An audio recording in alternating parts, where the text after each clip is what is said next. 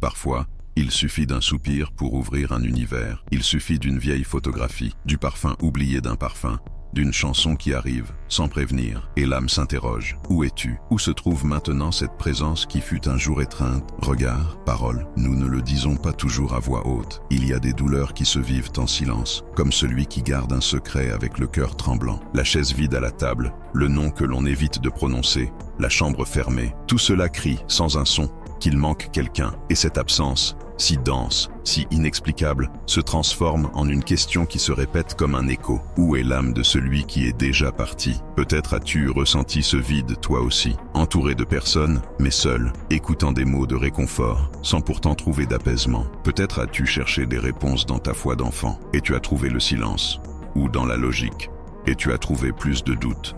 Car lorsque l'âme souffre, ni les prières apprises, ni les explications froides ne suffisent. Allan Kardec s'est également posé ces questions, mais il ne s'est pas contenté de vagues consolations, ni de promesses sans preuve. Il a cherché, écouté, consigné. Pendant des années, il a étudié les messages de centaines de médiums dans différents pays. Et peu à peu, l'invisible a pris forme, comme si une brume se dissipait, et que ce qui était au-delà de la mort commençait à se révéler. Le spiritisme n'est pas une croyance vide, ce n'est pas un acte de foi aveugle. C'est, comme le disait Kardec, le télescope de l'âme. Il n'invente pas, il ne devine pas.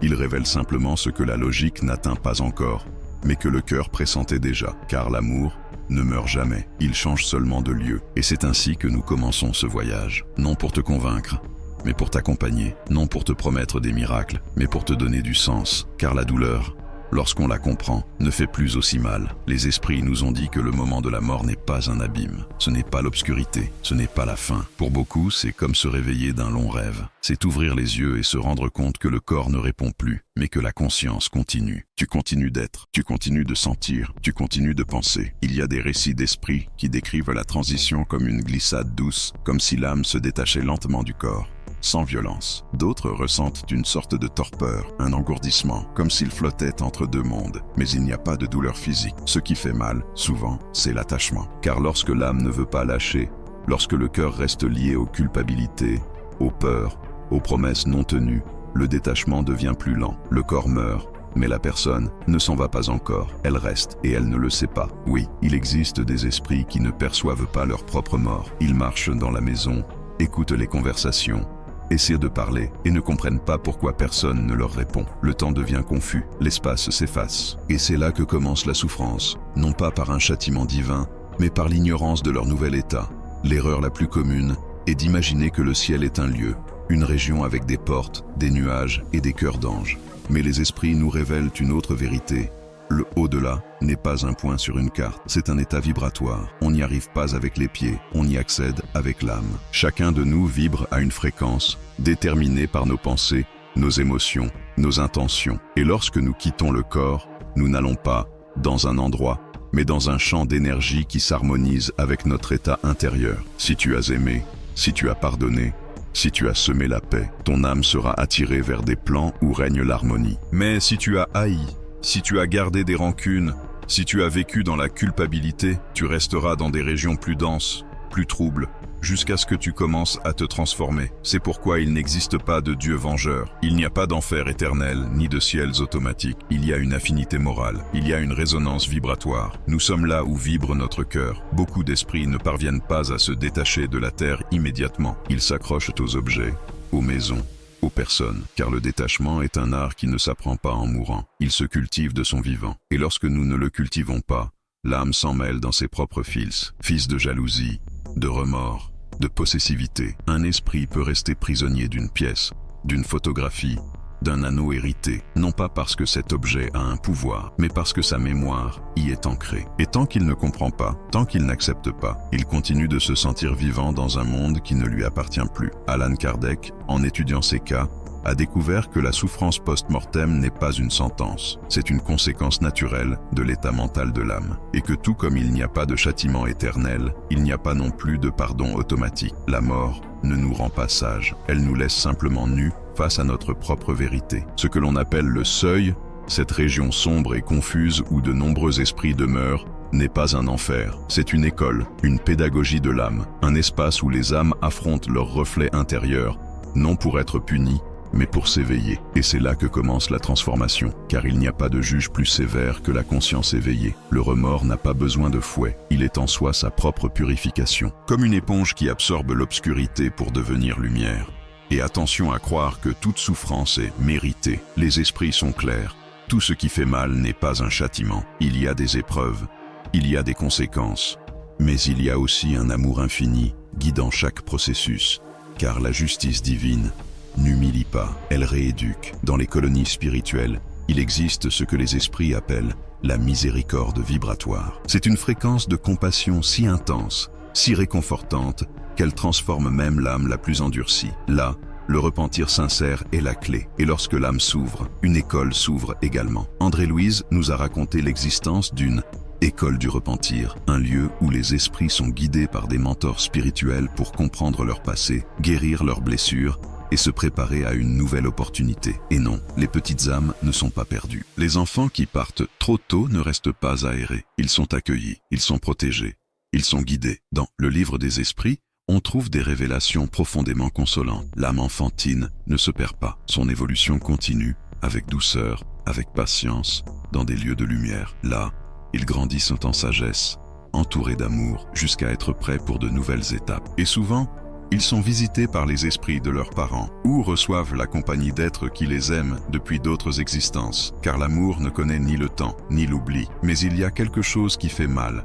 même après la mort, l'attachement obsessionnel. Des esprits qui ne veulent pas lâcher leurs proches incarnés, qui s'accrochent à eux avec désespoir et finissent par les envelopper dans un réseau de souffrances partagées. L'obsession spirituelle est réelle, pas comme dans les films, mais comme une chaîne émotionnelle qui se prolonge de vie en vie. Relations possessives, pactes non résolus, dépendances intenses, tout cela peut perdurer après le seuil. Et ici, la prière possède un pouvoir immense. Une simple prière, faite du cœur, avec un véritable abandon, peut ouvrir un portail de lumière entre les mondes. Elle peut soulager, elle peut guider, elle peut libérer, car la prière est une vibration vivante. Les esprits nous enseignent un modèle pour vivre le deuil avec maturité spirituelle. Il ne s'agit pas d'oublier, ni d'ignorer la tristesse. Il s'agit de la transformer, de se souvenir avec tendresse, sans se noyer dans l'absence, de parler à l'âme qui est partie, même si l'on ne voit plus son visage. Lorsque nous pensons avec amour à celui qui est parti, lorsque nous élevons notre vibration avec gratitude, nous envoyons une force qui atteint, qui étreint, qui console. La mémoire est un pont, et la saudade, quand elle est lumineuse, peut aussi être un réconfort. La mort, disent-ils, n'interrompt pas l'amour. Elle change seulement la manière d'aimer. Et c'est justement à ce moment-là que tant d'âmes se sentent perdues. Car il n'est pas facile d'accepter que le corps n'est plus là, mais que le lien subsiste. Il n'est pas facile de marcher dans la maison en silence, en sentant qu'il manque quelqu'un, et en même temps, de percevoir cette présence légère, ce murmure, qui n'est pas imagination. C'est de l'amour qui ne renonce pas. Beaucoup d'esprits expliquent que la connexion ne se rompt pas avec la mort. Ce qui change, c'est la syntonie. Ce n'est plus une conversation de mots, mais de vibrations. Ce n'est plus une étreinte physique, mais une enveloppe d'énergie. Quand tu te souviens avec amour, quand tu remercies en silence, quand tu fais une prière du cœur, cette vibration arrive, et en arrivant, elle soulage. En arrivant, elle transforme. C'est pourquoi les esprits répètent toujours « Personne ne meurt avant l'heure ». Même ceux qui partent jeunes, de manière inattendue, accomplissent un temps de l'âme. Pas celui de l'horloge humaine, mais celui de l'horloge spirituelle. Une existence ne se mesure pas en années, mais en expérience, en mission accomplie, en rencontres inscrites dans la mémoire de l'esprit. Il y a une différence essentielle entre le temps chronologique et le temps utile. Une âme peut vivre 100 ans et ne pas évoluer. Une autre peut vivre 5 ans et laisser une empreinte lumineuse. Car ce qui importe, ce n'est pas la quantité, mais l'intensité avec laquelle l'âme se donne, apprend, se transforme. Et oui, il y a des désincarnations qui nous paraissent injustes, douloureuses, incompréhensibles. Mais du point de vue spirituel, ces départs sont souvent des réajustements d'amour, pas des punitions, pas des erreurs, des réajustements.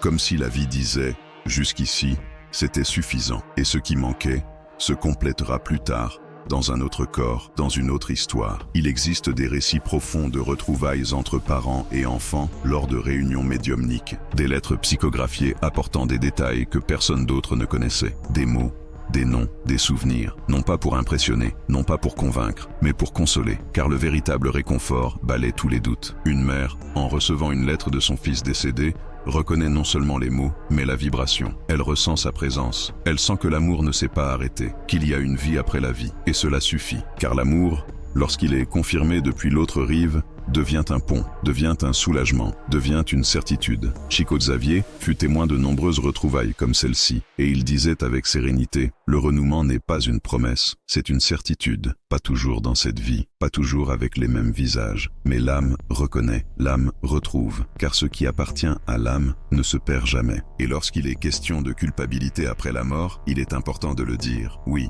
De nombreux esprits ressentent de la culpabilité pour ce qu'ils n'ont pas dit, pour ce qu'ils n'ont pas fait, pour ne pas avoir su aimer. Mais cette culpabilité n'est pas une condamnation, c'est un réveil, c'est une graine de transformation. Le remords, lorsqu'il est sincère, devient une conscience lucide. Et cette conscience pousse l'âme à chercher la réparation, à demander pardon, à refaire le chemin. Les esprits racontent qu'il n'y a pas de souffrance qui soit dépourvue de sens, que chaque larme, dans le monde spirituel, devient un apprentissage, car là-bas aussi, la douleur enseigne. Une métaphore très puissante est celle de l'éponge morale. L'âme, au réveil après la désincarnation, absorbe tout ce qu'elle a semé, non comme une punition, mais comme une révélation. C'est comme si elle voyait, enfin, avec les yeux de l'âme, tout ce qu'elle ne voulait pas voir auparavant. Et en voyant, commence le processus de rédemption. Et si un jour tu t'es demandé s'il y a de la vie au-delà de la terre, la réponse que nous donnent les esprits est claire. Oui, il y en a. Il existe des colonies spirituelles,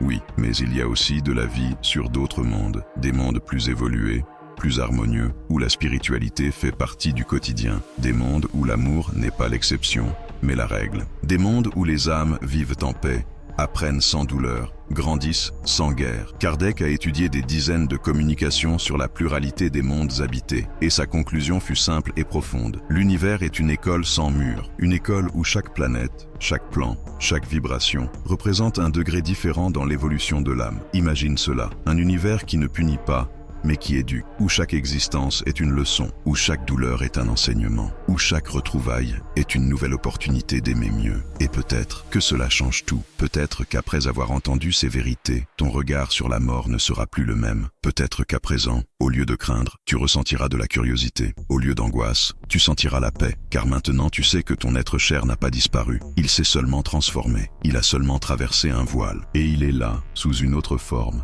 dans un autre temps, mais toujours avec toi. La mort n'est pas une fin, c'est un passage, c'est un retour à la maison, un retour au plan originel de l'esprit. Et ce que nous construisons ici, cela, oui, continue là-bas. L'amour, la compassion, le pardon, les liens véritables, tout cela survit à la tombe. Kardec disait, l'âme récolte dans l'invisible ce qu'elle sème dans le visible. Alors, que sèmes-tu aujourd'hui? Quels souvenirs, quelles paroles, quelles émotions continueront à vibrer après ton départ? Pose-toi cette question, pas avec peur, ni avec précipitation, mais avec humilité, car cette question est une semence. Et si tu es arrivé jusqu'ici, c'est peut-être ce dont ton âme avait besoin, un murmure, une consolation, un sens. Aujourd'hui, rien qu'aujourd'hui, permets à ton âme de se reposer dans cette douce certitude. Rien ne se perd, personne n'est seul. Chaque retrouvaille est en train d'être préparée, avec amour, avec patience, avec sagesse. Si ces mots ont touché ton cœur, abonne-toi, c'est ta communauté. Ici, personne ne juge ta douleur. Ici, la spiritualité n'impose pas, elle console. Et si un jour tu doutes,